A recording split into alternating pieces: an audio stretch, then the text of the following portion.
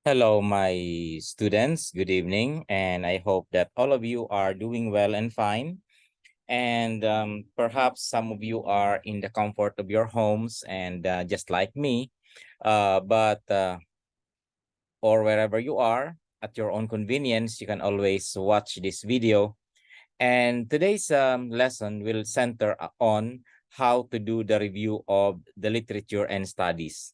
And I would opine that you have already submitted to me your the problem that you have formulated, which will become the basis for your research proposal, which will be required of you at the end of the course. So let me share to you my presentation, and later on, I am going to direct you to our Google Classroom because I have uploaded therein several materials for you to read and several materials for you to do as part of our lesson output. But for the meantime, allow me to present to you our topic so that you will be enlightened. And later on, if you have some questions, you can just PM to me your questions, send me a private message, and I'm going to reply to your query. So let's hop in. So let me share my screen.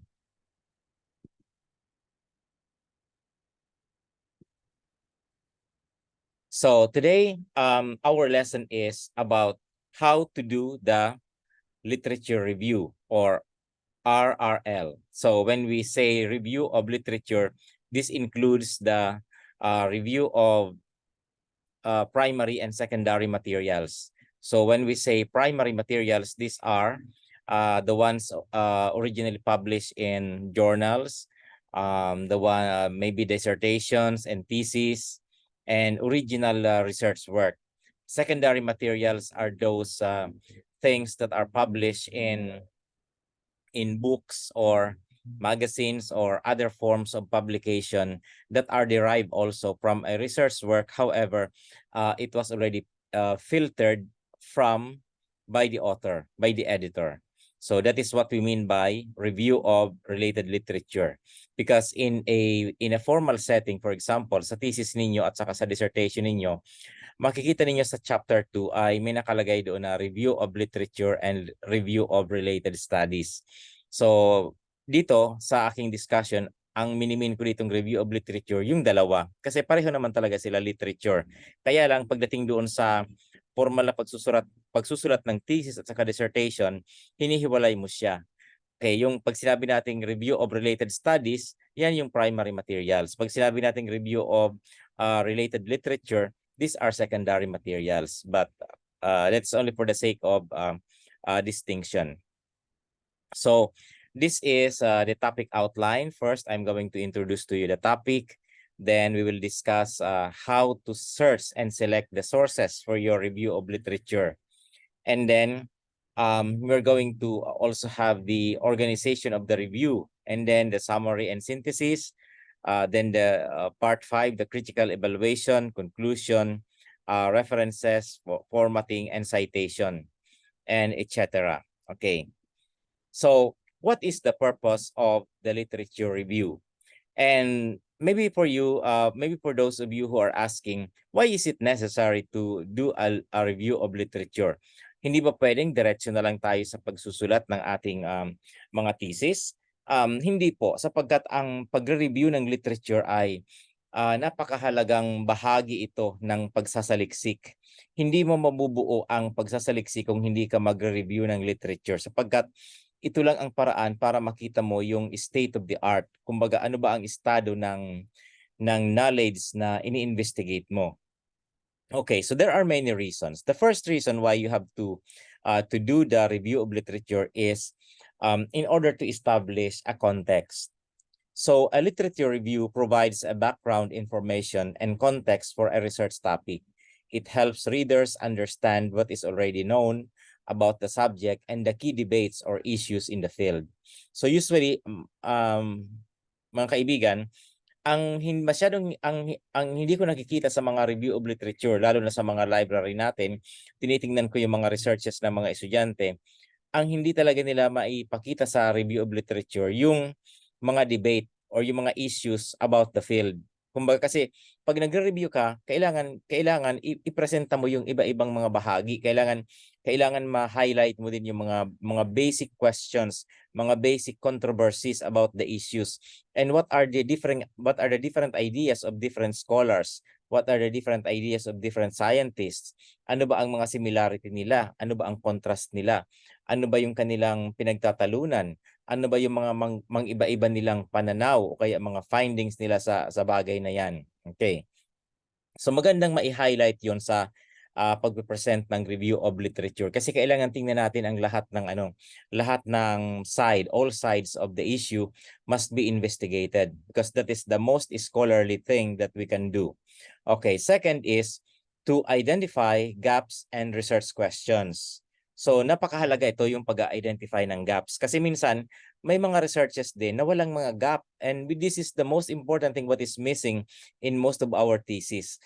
Nagiging incomplete ang ating thesis at hindi natin ma-justify ang ating pagsasaliksik kung hindi natin ma-identify yung gap sa literature. Okay. So by examining existing literature, researcher can identify the gaps or areas where further research is needed. It helps in formulating research questions and your hypothesis.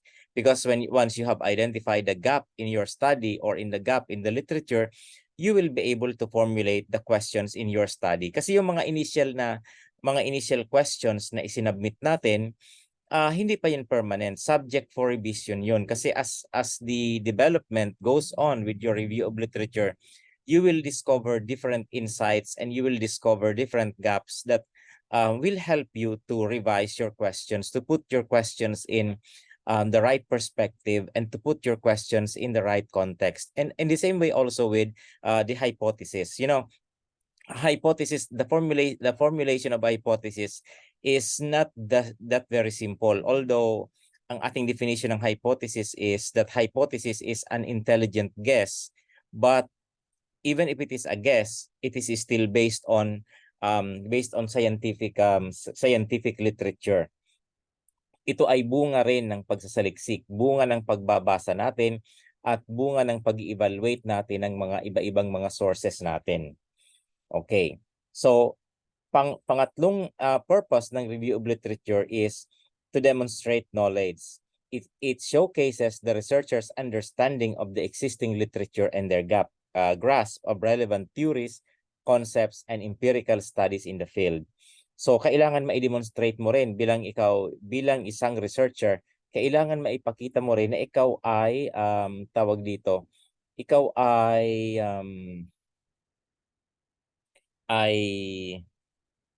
magaling. Yan, magaling. Na ikaw ay magaling sa topic mo. So the only way na ikaw ay magiging dalubhasa sa topic mo is kung ikaw ay may pagbabasa nakapagbasa ka ng mga bagay-bagay na related sa topic na sinasaliksik mo. At ito rin ang paraan para ma-familiarize mo ang sarili mo sa mga existing theories and existing concepts and also the empirical proof to the questions in the field of your study. So, pang-apat is to evaluate methodology and quality. So remember that when you review the literature, you will be reading the works of others. You will be reading original researches. You will be reading dissertations and theses. So, do not only look into the question or to the findings of the study, but also try to examine the methodology that they have used o kaya yung quality ng kanilang research. Kasi minsan, doon mismo sa methodology, you will be able to identify some of the gaps in your study. Kasi baka may methodology siya na or baka medyo sabihin natin medyo may limitation yung kanyang methodology na pwede mo ring ma-improve yung methodology niya, then that can serve as part of the gap of the study. So you can explore ways na probably kung ito ang method na ginamit niya, probably you can also use that method, or probably you can use an alternative method to be able to test and verify knowledge. So yan ang ibig sabihin natin ng to evaluate methodology and the quality. Okay. Okay, another reason for the review of literature is to synthesize information. So it synthesizes information from multiple sources, enabling the researcher to draw conclusion, make connections, and present a cohesive overview of the state of knowledge in the field. So in other words, dito na papasok yung tinatawag natin na skill natin sa pagsisynthesize. Kasi bilang mga mananaliksik o kaya as a researcher, we should be able to demonstrate our ability to synthesize. So this is no longer the time for us to develop the basic ability in synthesizing, kasi it is assumed that once you have enrolled in the graduate school, you already have these competencies within you. What we need to do is to enhance that ability, to make it more professional, to make it more advanced. Kasi yun nga, yung ability natin for higher thinking is na-develop na siya. So we will be able now to synthesize. Ibig sabihin, pag pinabasa ka ng 10 literature, pinabasa ka ng 10 libro, you will be able to summarize all of this, and you will be able to create a web of connections among them, a web of connections of concepts and ideas. You'll be able to make a summary of the contrast, the differences, etc., etc. Okay.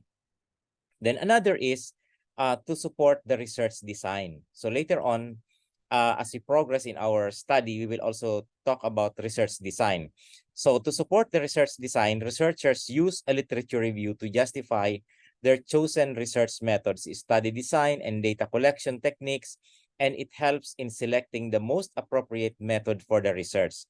So pag nabasa natin yung mga literature, nabasa natin yung mga researches, at nasuri natin yung kanilang mga data collection techniques, mga study design nila, mga statistics na ginamit nila, o kaya kung may mga style silang ginamit sa qualitative research nila, pwede nating pag-aralan ito at pwede rin natin ma-incorporate yung kanilang mga ginawang pamamaraan. Kasi take note that when we do research, ito ay pagsasaliksik, pamamaraan ng paghahanap ng sagot sa mga katanungan.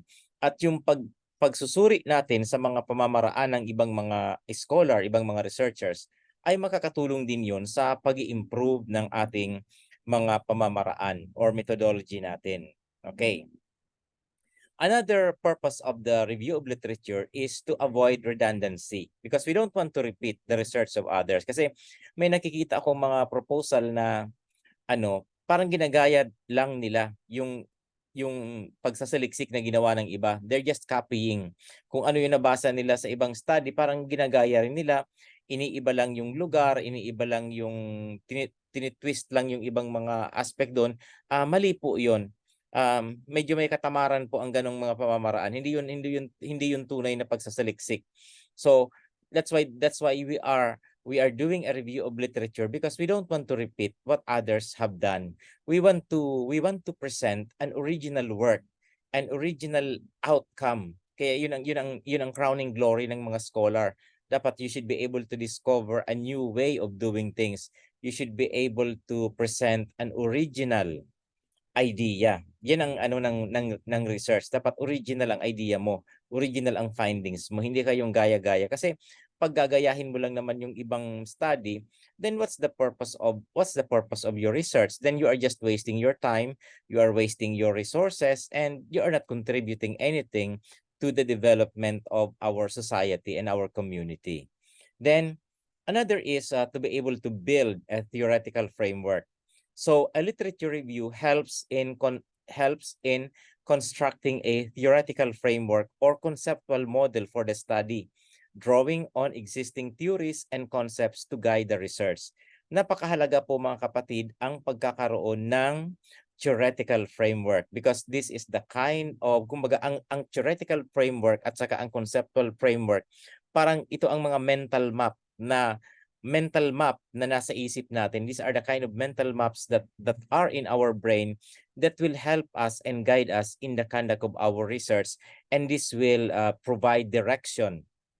Kasi pag na-layout mo yung theoretical framework, parang parang plano sa bahay. O kaya may plano kang gumawa ng bahay, siyempre kailangan may plano. May gagawin kang mga projects, kailangan may plano ka, dapat mai-layout mo yung plan. So when you construct your theoretical framework and your conceptual framework, you are laying out the direction.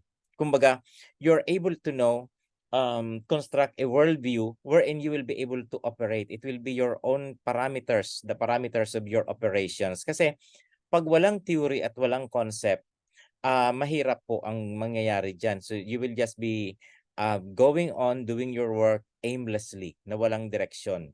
And that is not a good thing to do. Okay. Another is to inform writing and argumentation. It provides the foundation for the introduction and discussion sections of a research paper, helping researchers make compelling case for their study and its significance. Okay, and another is also to enhance academic and critical thinking skills.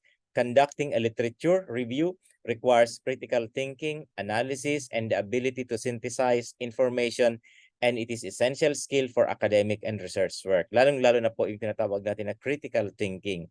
So pag sinabing critical thinking, hindi lang natin binabasa yung binabasa natin, but while we are reading or examining the literature or pieces of literature, we are forming questions in our mind. Nagtatanong tayo, china-challenge natin yung nababasa natin, and we are trying to find answers or justifications for what we have read.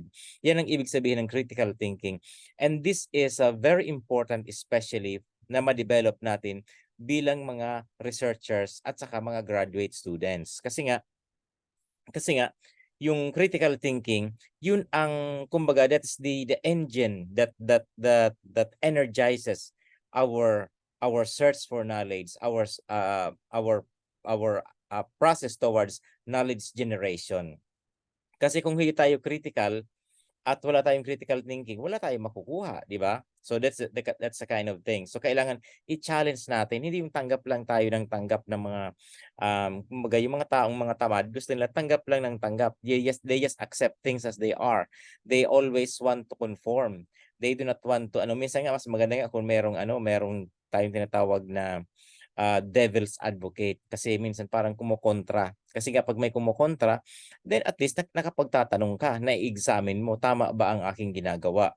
So hindi po maganda yung hindi po magandang attitude sa mga researchers yung if you do not agree with me, you do not belong to me. So kumbaga I and we, you and I na attitude, hindi tama yon. Kailangan we must welcome questions, and we must not wag natin masyadong personalin yung mga tanong. Kasi minsan may mga tanong na akala natin kinokontra tayo. So hindi po ganoon dapat. Dapat tinatanggap natin ang mga katanungan at naghahanap tayo ng kasagutan doon sa mga tanong. Yan po ang ibig sabihin ng critical thinking. Okay. So, why is it relevant to do the review of literature? Okay. In summary, the literature review is crucial for grounding research in existing knowledge, guiding the research process, and ensuring that the research is relevant and meaningful. It helps to advance the state of knowledge in a particular field and provides a solid foundation for the development of new insights and understanding. So tandaan natin na ang review of literature kung sa pagtatayo ng building o pagtatayo ng bahay, ito ang pundasyon.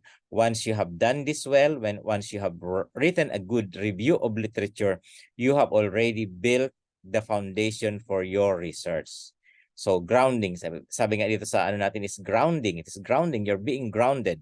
Kumbaga ang research mo hindi siya basta-basta matitibag yung mga mo. Pero pag hindi ka grounded, para kang lulutang lulutang-lutang ka lang niyan. So wala kang maaabutan niyan. So kailangan grounded ka talaga. Kaya kailangan nagbabasa. Tandaan ninyo na bilang mga graduate students and bilang mga aspiring scholars, you should develop the habit of reading critically, reading with synthesis, and reading with comprehension. Dapat it becomes our life. Kung sabi nga natin internet is life, para sa mga scholars, reading is also life. You cannot be a good scholar if you do not know how to read. And you will not be able to write a book. You will not be able to write a research paper unless you learn how to read. Because a good writer is a good reader. You cannot be a good writer without being a good reader. So, okay. How does the review of related literature provide clarity to the research problem. So katulad ng mga na-discuss natin kanina, like contextualizing the problem, supporting the research design, evaluating methodology, providing a theoretical framework, demonstrating expertise, avoiding redundancy, synthesizing information, informing writing and argumentation, building a research community, peer review and funding, and enhancing critical skills. Okay. So, parang nadoble ko yata ito. Okay. Some databases for RRL. So, pag sinabi nating databases, bases, where are we going to look for our review of literature? Okay. Pinaka-basic, pinaka-generic, of course, is you go to the library and look at the catalog in the library, the catalog. Pero maraming mga sources po na tayo pwedeng mapuntahan. Like, for example, the Scopus, the Web of Science, JSTOR, the ProQuest, or the ERIC, or the Education Resources Information Center, the Science Direct, dissertation databases, library catalogs, specialized databases, and Google Scholar. Yan. Marami yan. Although ang ibang mga website nito, kailangan magbayad ka. Parang may membership or subscription fee yata siya in order to be able to access. Pero once you're able to access, you will be able to see hundreds and even thousands of titles. Tingnan din natin sa Google Scholar, di ba? Ito ang pinaka-basic sa Google Scholar kasi ito ang pinaka-most accessible sa atin. Once you have a Google account, then you will have also be able to access the Google Scholar. Ang maganda sa Google Scholar kasi makikita mo meron silang database, yung mga naka-publish sa kanilang mga materials, may mga statistics sila. Sinasabi nila kung ilang citation na ba meron yon, ilang citation na ba siya, at anong taon siya. Okay. So the more citation ang isang material, the more siyang reliable. Kasi kailangan suriin natin ang ating sources. Kailangan suriin natin ang pinagmulan ng ating mga materials na nire-review. Hindi lahat ng similar na study o kaya related studies ay kailangan i-review. Kailangan, sabi nga dyan, mag-collect tayo ng mga titles, then later on, let us evaluate in terms of quality, in terms of reliability. So paano mo matetest ang reliability ng isang o kaya credibility ng isang research material? Sabi ko nga kanina, katulad sa Google Scholar, makikita mo pag marami siyang citation, ibig sabihin reliable siya kasi marami nagsa-cite sa kanya. Then second is look at the author of the research. So pwede ka ring mag-backtrack, mag-search sa internet para makita mo yung profile ng author. So makikita mo kung doon sa profile niya pa lang, makikita mo kung talagang reliable siya o kaya meron siyang magandang reputation as a researcher or scholar. Kaya sabi nga dyan, collect and select. We have to discard the things that are not needed, but we should be able to value and to keep a record of those things that are valuable for our research. Okay. Then organizing the review of the literature. Yan. So you have to organize the review of literature kasi ang pag-review ng literature ay masalimuot din kasi parang marami kang activity gagawin, kaya lang at the end it is expected that you should be able to present the review in a more coherent and understandable way. So first is when you write your review of literature, you have to define the scope and the purpose. Ano ba ang scope ng purpose mo? Siyempre, of course, your problem, yung research problem mo, that will be the scope and purpose of your review of literature. Then select the relevant sources. Sabi ko kanina, hindi lahat ng sources ay pwede. Kailangan piliin natin ang sources. Kaya dapat meron tayong dapat habang nagre-review ka ng literature mo, nagbi-build ka na rin ng list of references. And mas maganda nga na hindi lang siya list of references, but you should be able to prepare an annotated bibliography. Yan. So ano ang annotated bibliography? Ang annotated bibliography is a kind of a bibliography that contains a very short abstract, a very short description of the material, and at the same time the sources and the publication. Yun. Kaya masalimuot din yung paggawa ng pero nakaka-enjoy din ang paggawa ng annotated bibliography. In fact, may ginawa rin akong mga ganyan. At saka noon, even yung mga core syllabus noon ko na ginagawa ay ginagawan ko rin ng annotated bibliography kasi pag nagtuturo ka naman, 'di ba, yung mga subjects na tinuturo mo, it's always the same from semester to semester, taon-taon the same. So therefore, what I did is I just try to improve the list of my bibliography. So every semester, ini-improve ko siya. Dinadagdagan ko o kaya ginagawan ko siya ng annotation para pagtingin ng estudyante doon sa syllabus, doon sa mga references, ang makikita niya doon, meron na siyang description kung anong yung librong yon. So that is what I suggest that you can also do that. Okay. Then another is ito na sa number 3, categorize and annotate your sources. Then create an outline. So pag nagawa ka na ng pag binubuo mo na yung from the scratches and everything, pag binubuo mo na yung review of literature mo, gumawa ka ng outline para may direksyon ang iyong presentation at ang iyong discussion. So, may dalawang pamamaraan. Kaya sabi dito, thematic organization. May dalawang pamamaraan ng pagpipresent. Yung tinatawag na thematic or chronological. Kasi minsan, ang iba ba, karamihan, yung may mga review of literature ako nakita na chronological. Ibig sabihin, they start from the oldest to the newest or to the newest to the oldest na material. Yung thematic naman, parang synthetic na siya, sinisynthesize niya na lahat. Then, yung pagpe-present niya, pagdi-discuss niya ng topic ng review of literature niya is thematic by theme.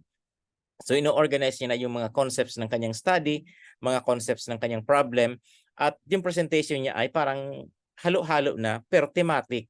Kung ano yung aspeto ng theme na yon, yun lang ang kanyang dinidiscuss. So, ino-organize na. So, maganda rin yung thematic, maganda rin yung chronological. Kasi yung chronological, parang napaka-generic niya. Pero maganda rin yung chronological kasi may ipapakita mo doon yung development ng knowledge. Paano ba nagsimula ang pagre-research sa topic nito? Ano yung mga bagong discovery taon-taon o sa sunod-sunod na panahon, paano nag-develop yung mga concept na yun. May ipapakita mo doon at then doon mo rin makikita yung gap.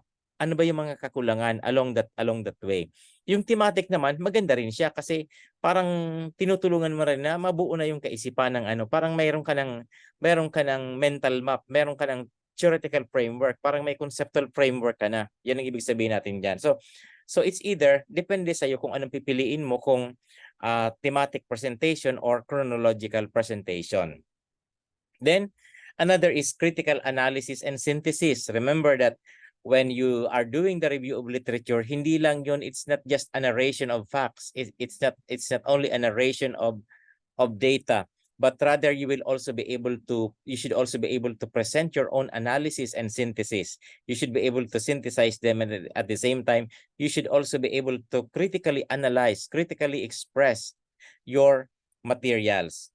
Then transition and integration. So yung mga transition words na ginagamit mo kasi mahahalata naman natin diyan yung mga cut and paste lang, kasi yung cut and paste maya-maya iba yung style ng English, pagtapos second paragraph iba na naman. Hindi ganoon. Dapat all throughout the writing of the review of literature, nakikita diyan yung style mo, your style of communication. That's why you should study, alamin mo ano yung mga transition words so that from one topic to the next topic, you will be able to transition the discussion para hindi putol-putol yung yung discussion. Dapat pag binasa ng reader yung review of literature mo, buong-buo siya. Okay. Then also, you should be able to discuss the methodology, yung mga ano bang mga pamamaraan ang ginamit ng mga researchers sa pagsaliksik nila, at yung quality ng paper nila, yung value ng kanilang research. Then at the end of the review of literature, you should be able to identify the gaps and you should be able to discuss the controversy. So then at the end of the review of literature, there must be a conclusion, and there should also be a citation and references, and you should proofread. So kailangan meron kang mga citation at mga references.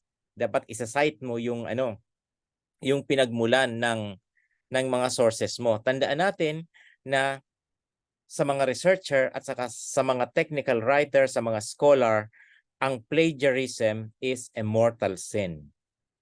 It's not just a mortal sin, it is not just a moral issue, but it can also land you into a legal problem, especially sa mga kasi halimbawa na find out na plagiarize ang mga materials mo, kinopy mo talaga siya, then you can be charged for ethical violation of ethics, and pwedeng tanggalan ka bawiin ng Board of Regents ang degree mo as a penalty, or pwede ka ring kasuhan ng may-ari na plagiarize mo. Kasi minsan ang mga scholarly works na napapublish, meron din silang mga commercial value. So kailangan i-acknowledge mo yung pinagmulan ng materials na yon, at saka kailangan din natin malaman natin kung ano yung ibig sabihin ng fair use, at saka yung magiging what is allowed for us to be able to present the kasi hindi yan pwedeng kopyahin lahat. So merong limitations lang yan. Even yung pagko-quote natin, parang may limitations siya, parang nasa 500 words lang yata ang allowed to be quoted verbatim.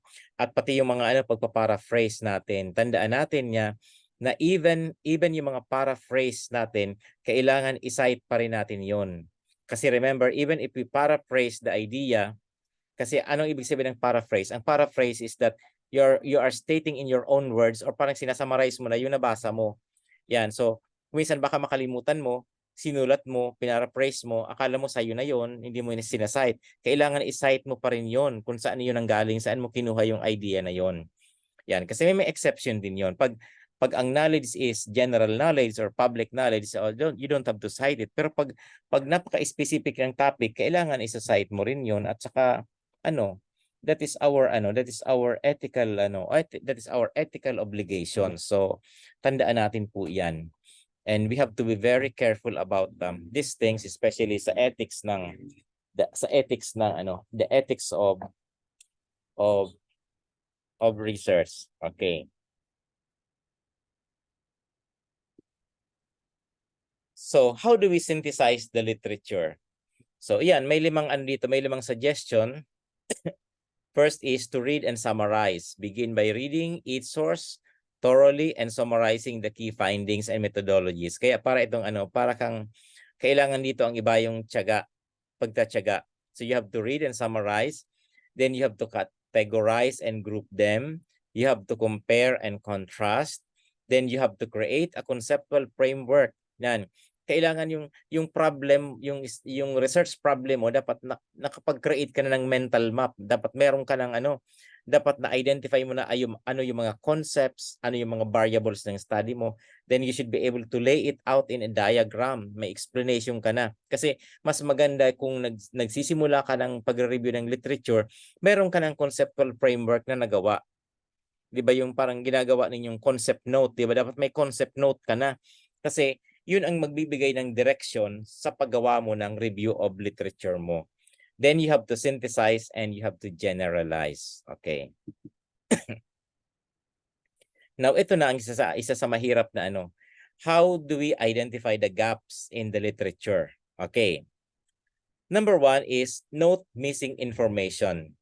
Pay attention to what is missing in the existing literature. Identify the topics, the aspects, or the questions that are not adequately addressed by the reviewed studies. And these are potential gaps. Then second is consider unresolved controversies. If there are unresolved controversies or conflicting findings in the literature, this can also be seen as gaps. Note where more research is needed to clarify these issues.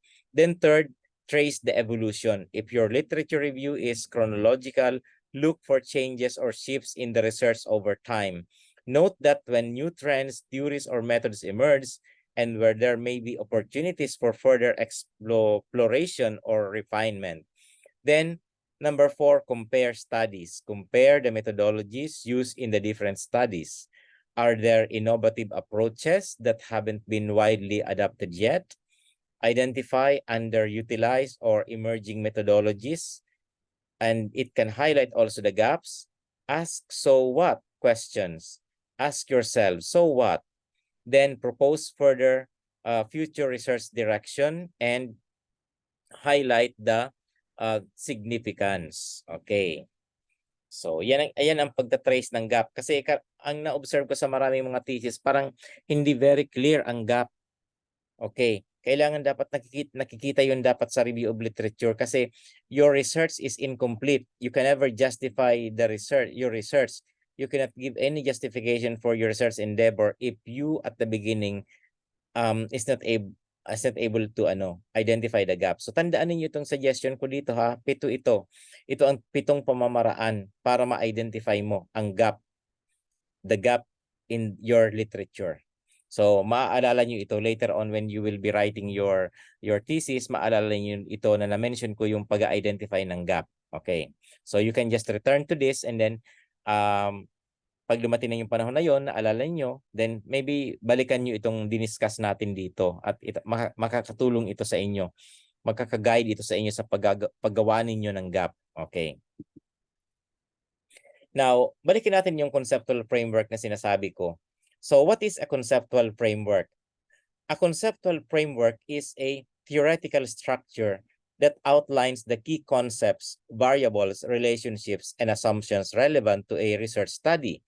It provides a foundation for understanding and investigating a particular phenomenon. Creating a conceptual framework for your research involves defining the central concepts and establishing the connections between them. So, tingnan nyo na lang yung mga researches natin sa library natin. May mga examples dyan ng conceptual framework. So, ang conceptual framework baga, ano yan? That's the mental map. Yan yung nasa isip natin. I-conceptualize mo na yung problem mo.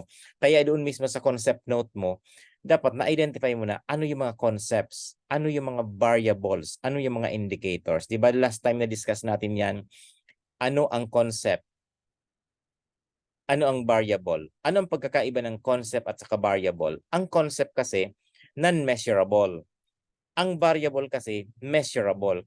Kaya yung research problem mo, yung problem statement mo, it is a set of concepts. Kaya yung concepts na yon, kailangan ma-translate mo siya sa variable so that it will lend to quantification or measurement. Yan. Later on, in order for a variable to be measured, there must be indicators. Kailangan meron siyang indicators. Tandaan niyo yung tatlong yan. So kung hindi niyo naiintindihan, mag-research kayo sa mga encyclopedia kaysa mga textbook natin. Ano ang ibig sabihin ng concept? What is a concept? What is a variable? And what is an indicator? So how do you translate a concept to a variable? And how do you concept a variable to a indicator? Yan, di ba? Halimbawa, as an example, pinatikim ka ng pagkain. So, sinabi mo, masarap. Masarap ang pagkain. Yung concept na masarap ay ano yun? That's what you call ano ang lasa ng pagkain? That's the concept. Lasa ng pagkain, that's the concept. So, masarap. That is the concept. Variable. Paano mo siya i-convert sa variable? So mag-create ka na ng category.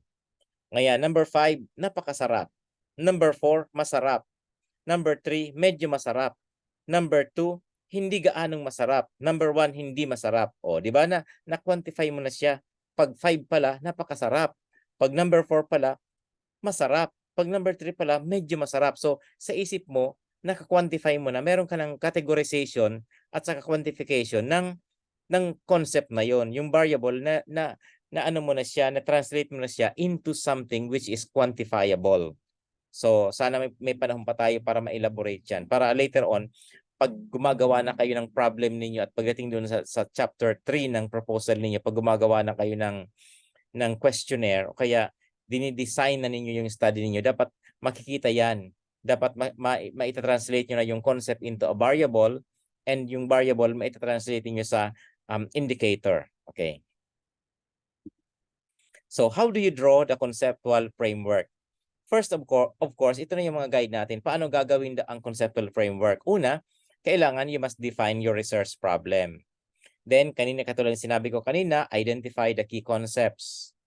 Third, conduct a review of literature. So, itong mga bagay na ito, yung paggawa ng theoretical framework, paggawa ng conceptual framework, at paggawa ng review of literature, paggawa ng identify ng gaps, ito ay ginagawa simultaneously. Kasi minsan yung paggawa ng conceptual framework, minsan may nagawa ka na, kaya lang pag nag-review of literature ka, may nakita kang mga additional information, so it can lead you to revise your it can lead you to revise your conceptual framework. Patayin ko muna itong aircon kasi malamig na. Okay, ngayon okay, sige. So simultaneous lang 'yan. Kaya multifaceted ang paggawa niyan. Hindi yan yung gawain na isa-isa lang. Kumbaga multitasking ka diyan. Kumbaga sa computer, dapat maraming windows ang nakabukas. Kaya 'di ba sa computer mas maganda kung ang computer mo ay tawag doon, malaki yung screen. Kaya ano ang pagkakaiba ng computer na 12-inch lang, 14, 15, o kaya 17 ang size ng screen. Kasi pag malaki yung screen, you'll be able to open 2 or 3 windows na simultaneous. So, pag may sinusulat ka sa isang part, na i-compare mo rin siya doon sa isang ginagawa mo. Yan. So, kasi sa katagalan, 'di ba sa katagalan ng panahon gumagamit tayo ng mga computer, gumagamit tayo ng mga laptop. Kaya ako I always prefer yung 15 ang size ng screen or above than that. Kasi you'll be able to open several windows. Nakaka-open ka ng iba-ibang pages. O kaya naman kung ikaw ay meron kang monitor, pwede mo rin yung laptop na maliit mo, pwede mo rin siyang isaksak dun sa monitor para pagdating mo sa malaking monitor, pag malaki yung mataas yung mo, ma-translate mo siya sa mas malaking screen para makikita mo yung parang ganun yon. So, yung paggawa ng conceptual framework, parang ganun, sabay-sabay siyang ginagawa. So, diyan makikita yung ability natin, yung tibay natin bilang scholar. So, di ba mahirap maging graduate students kasi it calls for a different level of ability. It calls for a different level of intelligence and competence, especially in doing research. So, yan. So, define relationship and also the theoretical foundations. Then ito pa, hypothesis and assumption, visual presentation. Then you should also be able to justify your framework. You should also be able to refine and revise when needed. And of course, seek feedback. Kaya mas maganda, kaya 'di ba pag nagsimula ka sa graduate school, pinapahanap ka na ng advisory committee mo. Dapat may advisory committee ka na kasi yung committee mong 'yon, these are the one that will provide feedback to your work. Although napaka-busy ng mga faculty natin, pero yun nga, sabi ko, no matter how busy we are, we have an obligation to our students. Kaya once and for all, pag ganun yun, kailangan gawin natin yun. And siguro not only yung advisory committee mo, baka mayroon kang mga colleagues, mga classmates na pwede mo ring masanggunian. Kasi anyway, yung mga classmates mo ay mga professionals din sila at meron din silang nalalaman, may exposure din sila sa mga information, and they can also be competent to be able to provide suggestions for your paper. Okay. So, ito, you should also be able to define the terms of your study. In academic and research writing, definition of terms refer to the explanations or clarifications provided for specific words, phrases, or concept used in the context of a particular study, paper, or project. So the purpose of including definition of terms is to ensure that your readers have a clear understanding of the terminology and concepts being used in the text. especially when those terms might have specialized or context-specific meaning. This definition helps avoid confusion and ensure that everyone is on the same page regarding terminology use. Kasi minsan, meron din tayong mga jargons or meron tayong specific na term na coined natin in order to be able to express our ideas. And in order to avoid confusion, we should be able to provide definitions. Dalawang klase po ang definition. Meron tayong tinatawag na theoretical definitions at meron tayong conceptual definitions. Yung theoretical definition na tinatawag natin, ito yung definition na makukuha natin sa mga standard sources like dictionary, literature, research paper.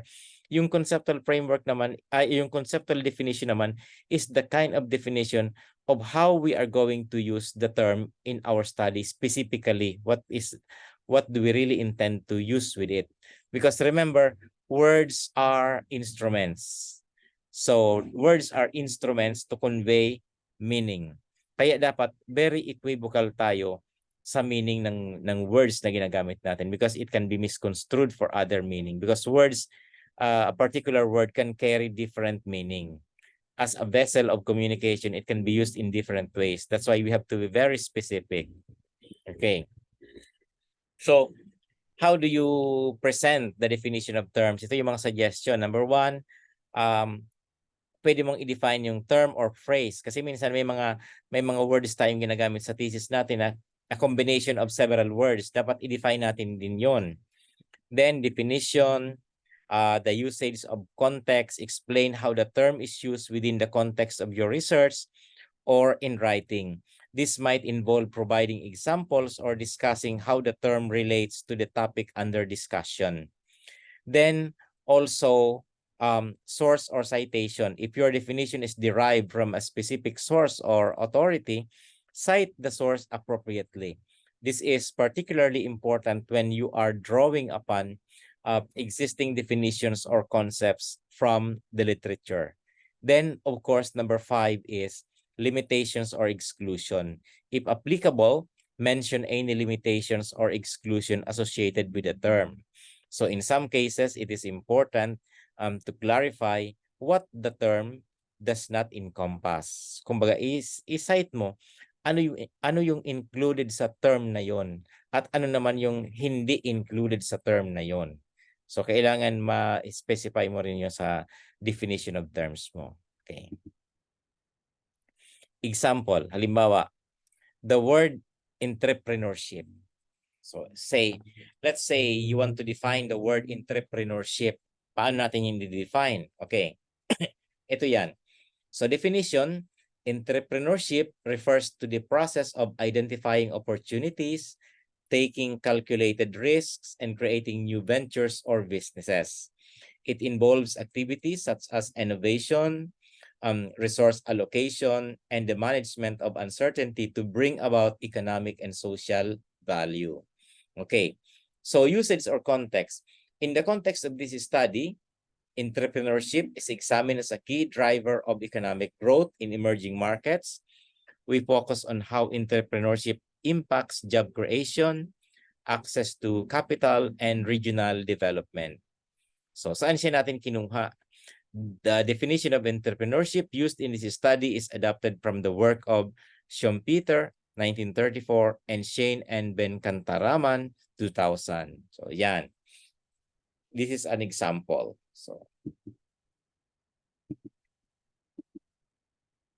So dako naman tayo doon sa theoretical framework. So magkaiba po ang conceptual framework at saka theoretical framework. Ang theoretical framework, medyo mas malawak siya because it involves a world view, an encompassing view of a particular or several phenomenon. So a theoretical framework is a structured, systematic, and organized set of concepts, principles, or propositions that provide a framework for understanding and analyzing a particular research problem. It serves as the intellectual foundation or structure upon which a research study is built.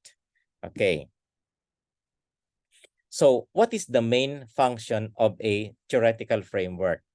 So first, it guides the study. Then second, it explains and interpret.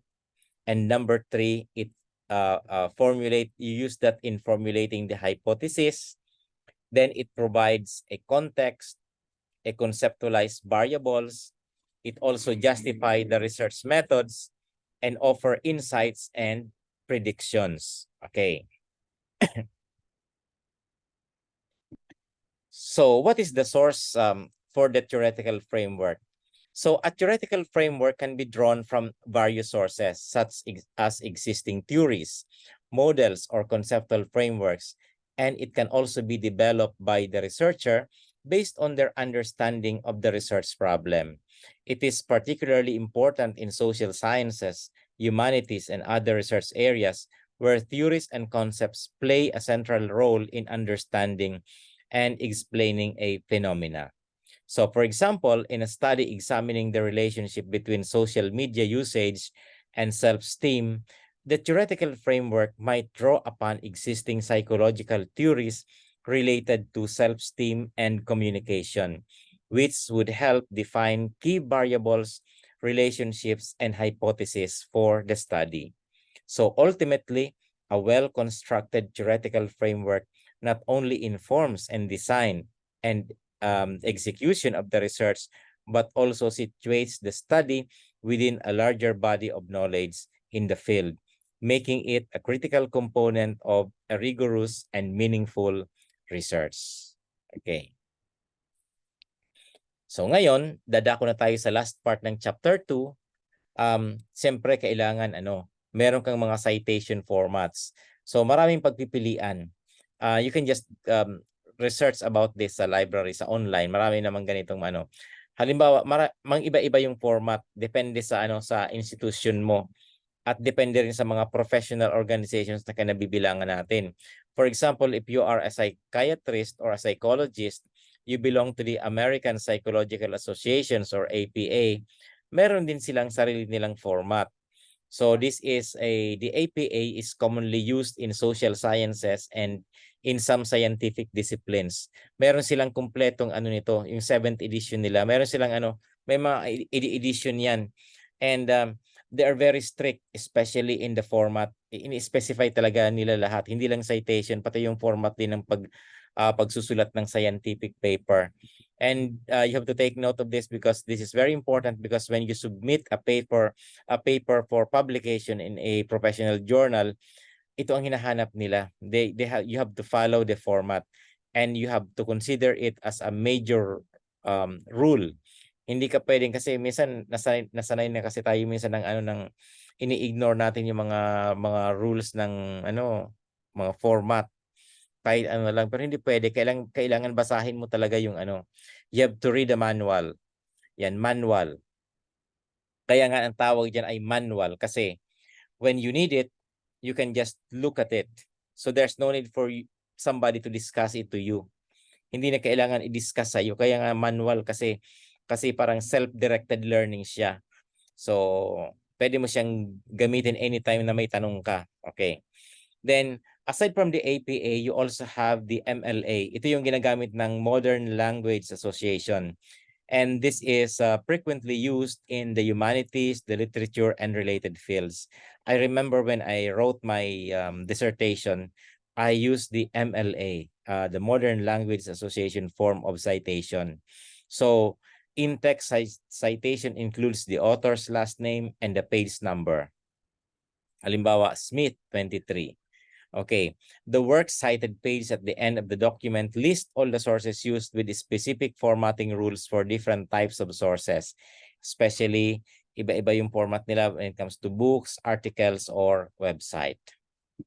Then, you also have the Chicago Manual. Nang mag-thesis ako, when I wrote my master's thesis, I used the Chicago Manual.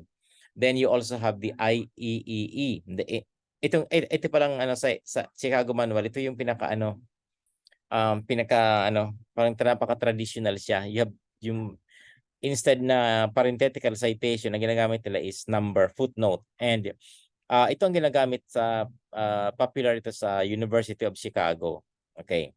Yung IEE naman, yung Institute of Electrical and Electronics Engineer. Meron silang sarili nilang citation. Then you also have the AMA, the American Medical Association. And of course, there's also the Harvard type. Okay, ginagamit din itong, kasi ito, Harvard, kasi sa Harvard, ginagamit siya. Pero may mga gumagamit din itong iba. Okay. So, yan ang the end of our discussion. And I hope that I was able to share with you something about this. And if you have questions, then you can just send me a message, and I'll try my best to answer your questions. So good evening, and meron akong activity kasunod nito.